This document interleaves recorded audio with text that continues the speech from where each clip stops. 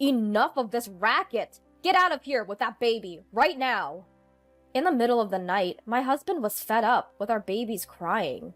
He shouted angrily, and just like that, he drove me and our 3-month-old daughter out of our home. With the change of seasons, the mornings and evenings were beginning to get chilly, and it looked like it was going to rain any minute. I'm freezing. If we stay out here, we'll freeze to death. Without a wallet or a coat, I began to shiver as the cold seeped into my bones. Please, let us in! Despite my constant knocking, there was no response from inside. Helpless, I wrapped my crying child tightly in her blanket to keep her warm, and we continued to walk. I must protect my baby, at least. Wandering aimlessly in the night, I was exhausted and found myself sitting on a bench in the park, frozen to the core. As I gazed up at the sky, the events that led us here played back in my mind.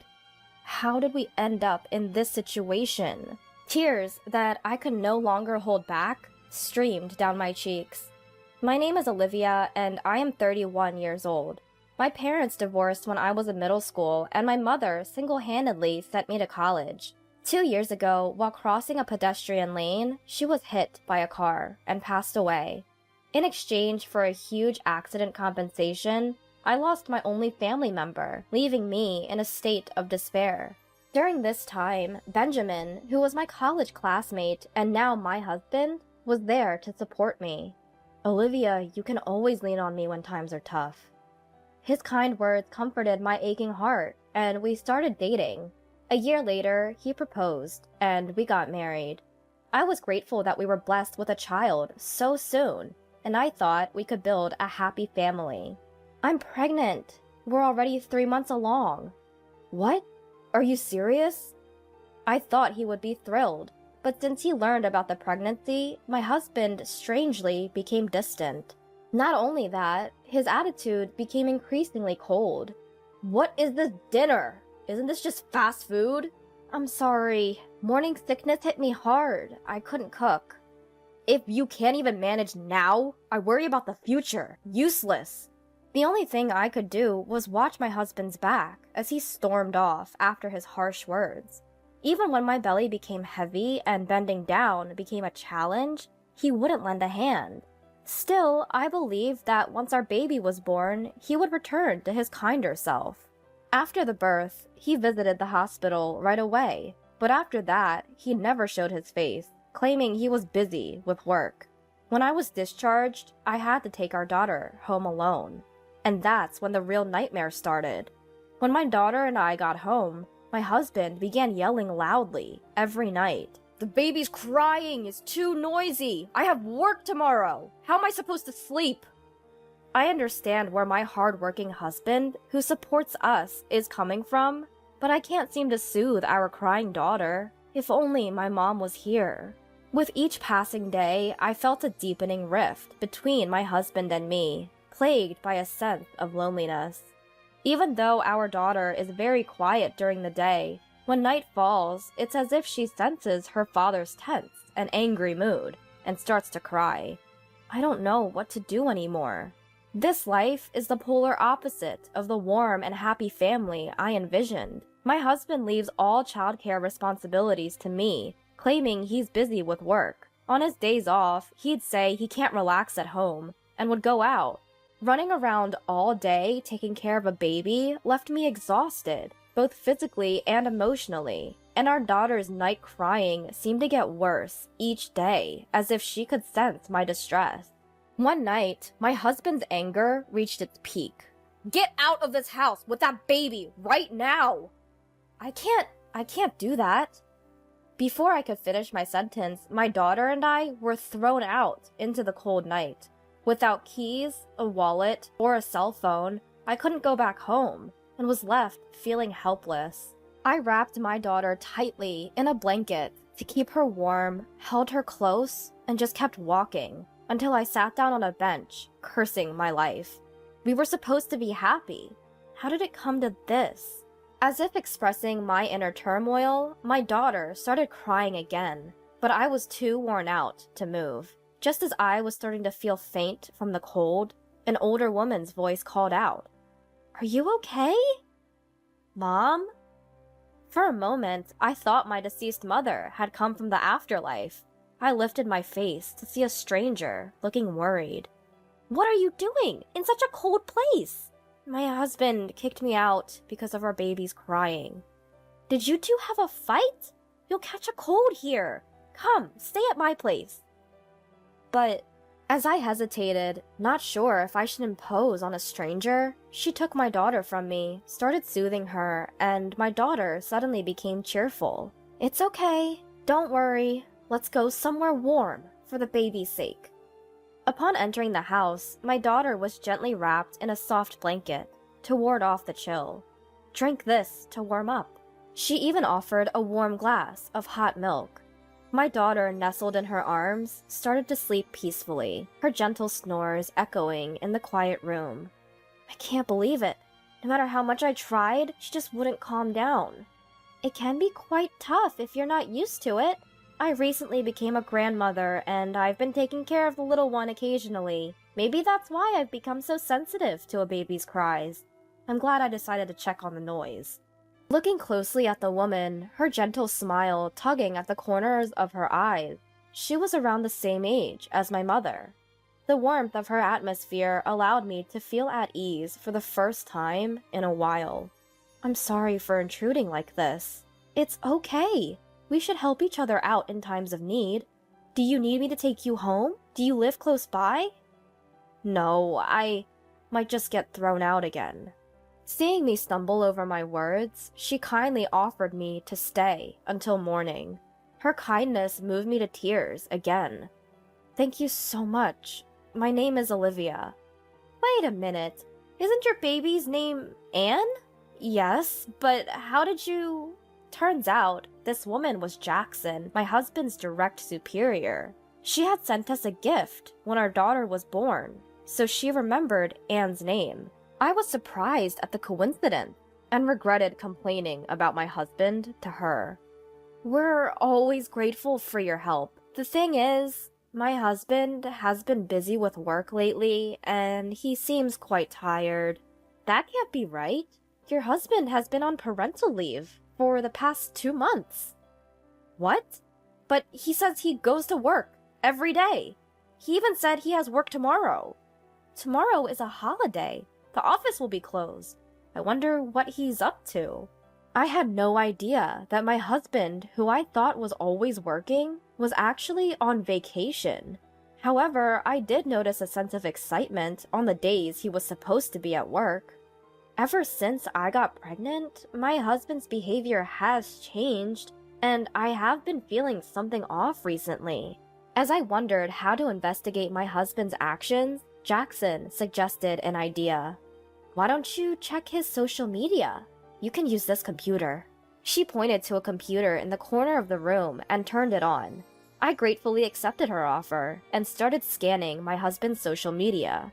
To my shock, I found a pile of photos of him and another woman. He must have thought I was too preoccupied with parenting and housework to ever notice. They look like a couple, don't they? That's Ava! She worked at our company for only 3 months and recently quit. No way! Although I had a hunch, I was too overwhelmed with my first experience of motherhood to consider it seriously. However, realizing he was truly having an affair was more shocking than I had anticipated. Do you know her address? Her contact information? I'm sorry, I shouldn't have mentioned her name. It's personal information, and I can't disclose it. Oh, right. As I deflated, Jackson comforted me. I'll do everything I can to help with anything else. Hey, isn't this the Paris Hotel? I know it's a fancy place, and you've been here several times. Do you have that much money? True enough, there were numerous photos on social media of my husband and his mistress, the woman, indulging in luxury dining at the renowned Paris Hotel. As I was on maternity leave, there was no income, and my husband hadn't saved any money once we got married. There's no way he could have such disposable cash. No way. This can't be happening. With a prayerful heart, I checked my bank balance online and found that my savings of $250,000, which I received when my mother died in a car accident, had been halved. I was so shocked that I was unable to move for a while. What's wrong? My husband has been using my savings without my permission. I hadn't touched it at all because I was planning to use it for our daughter. Looking back, I had left my debit card in the card case with my husband when I was hospitalized for childbirth. Since that day, he hadn't visited me in the hospital even once. And the first time he withdrew from my savings was the day I handed him the debit card. I, who trusted my husband, thought he had locked it in a safe and didn't doubt him. I can't forgive him. He's been using my beloved mother's inheritance without my permission. We must punish the lying cheater, and the best way to do that is to secure evidence. With a smirk on his face, Jackson handed me a digital camera. The next day, as we watched from the car, Jackson was driving near our house. My husband, humming a tune, hopped into his car and drove off. He doesn't even worry about our daughter and me. Instead, he's making a fool of himself by being so excited. As expected, my husband's car arrived at the Paris hotel. After a while, the misters came, and they casually linked arms and entered the hotel restaurant, as if it were the most natural thing in the world. I asked Jackson to look after our daughter, and sat quietly in a seat behind them. I've had enough of Olivia's stubbornness. Finally, I kicked her out last night. Now if she files for divorce, I'll get the compensation she received from her mother's car accident. If things go well, I might even get the alimony from the divorce trial. You're a bad man. Your wife doesn't even realize that you're after her money. Since her mother passed away, I've been very kind to her so that she'll never find out. But having a child was an unexpected obstacle. Listening to my husband's unbelievable words, my head went blank from the shock.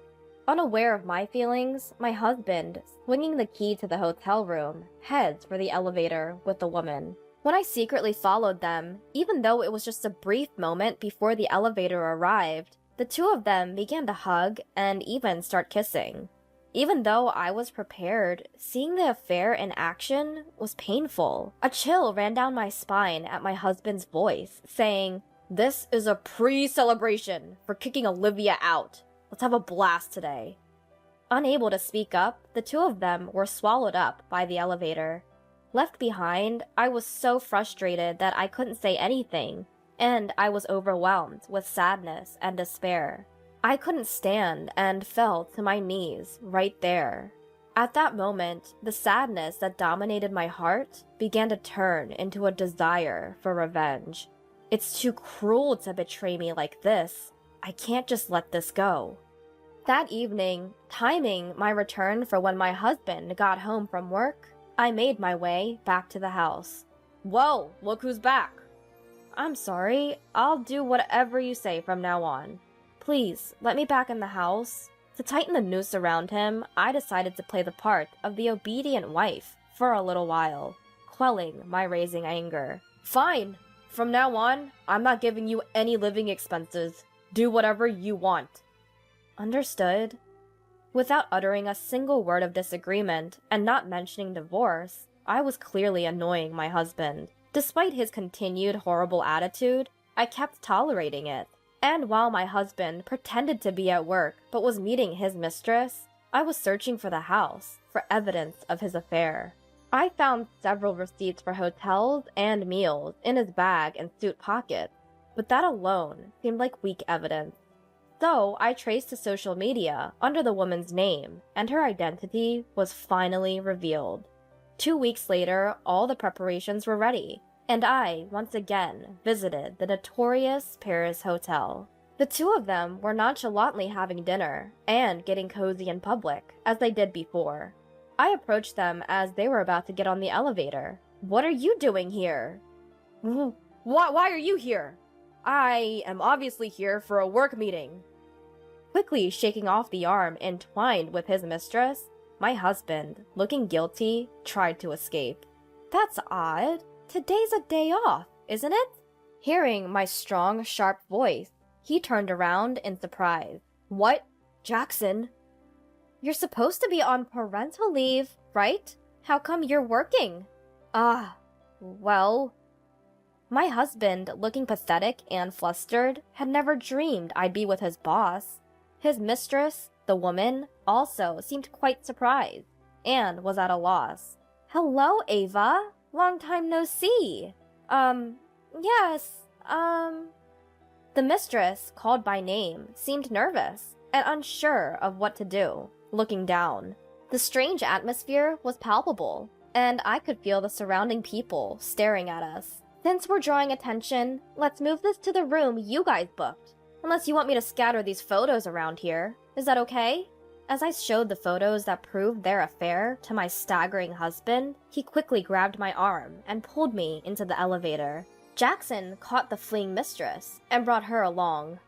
Why are you with Jackson? The day you kicked me out, I had nowhere to go and was sitting in the park when Jackson heard our daughter crying and invited me in. Seriously? It goes to show you can't do wrong and get away with it. Upon entering the room, I dumped all the evidence I had gathered onto the table, leaving the two of them in shock. What? These photos? I was here the day after you kicked me out of the house. It was shocking, but I took these as evidence of your affair. That's low. That's my line. Lying about work to meet your mistress? And even taking parental leave? How despicable can you get? My husband had no words for me, silenced by what I'd said. But I still had more to say. I'm aware you used my savings without my consent. That money was a legacy from my mother. That's our shared property. I don't see an issue with me using it. What? It's not shared property, it's mine, and mine alone. Really? Is that so? Yes, it is. So you will return the $120,000 you used. Come on, we're married. Let's not get into such tedious matters. Exhausted by his indifference, I swiftly pulled out the divorce papers from my bag and slammed them on the table. I'm fed up with you. Fill out these divorce papers immediately. That's a leap, don't you think? Didn't I hear you say you wanted me to bring up divorce? I played a recording of a conversation we had during a previous meal. His unbearable words echoed throughout the room. Give me a break. Not a chance! To think you approached me just for my money? It all became clear after I heard our conversation from that day. That's why you became so cold all of a sudden. There's a lot to this situation. I don't want to hear any excuses or lies. Pay me $20,000 for the affair, $10,000 for all the times you mistreated me, $120,000 for the money you took from my savings, and $110,000 for child support until our daughter turns 20. That's a total of $260,000 in one lump sum. What mistreatment? You kicked me and our daughter out of the house in the middle of the night and didn't provide living expenses. He clearly didn't expect his actions to become grounds for financial restitution in a divorce proceeding. Sweating profusely, his desperate plea for calm was pitiful. Just calm down. Let's talk this out. Don't mock me. And don't think you're out of this either. I'll be seeking $20,000 in damages. From you, too. When I pointed at his mistress, she turned pale. I have to pay too? Of course. But in return, I'm divorcing him. So you two can be open about your relationship. That should be a relief, right?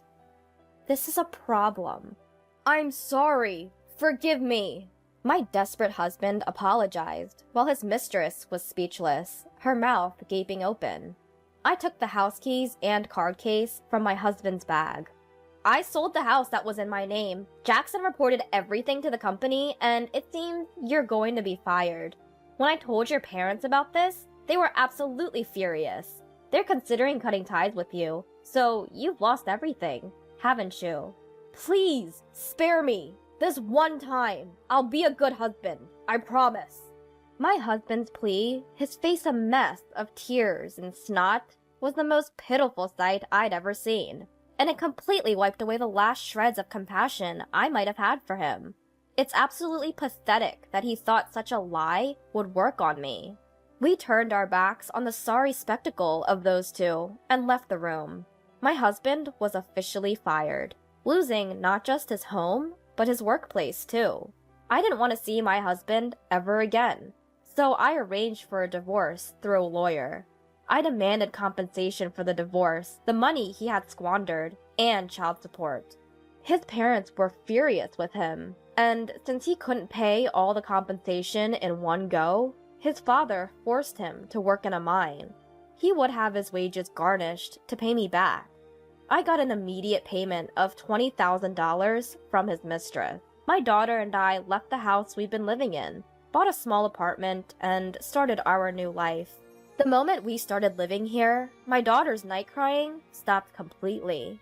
I'm really grateful for Jackson, who worries about us and calls us every now and then. Together with my daughter, I will build a happy, smile-filled home.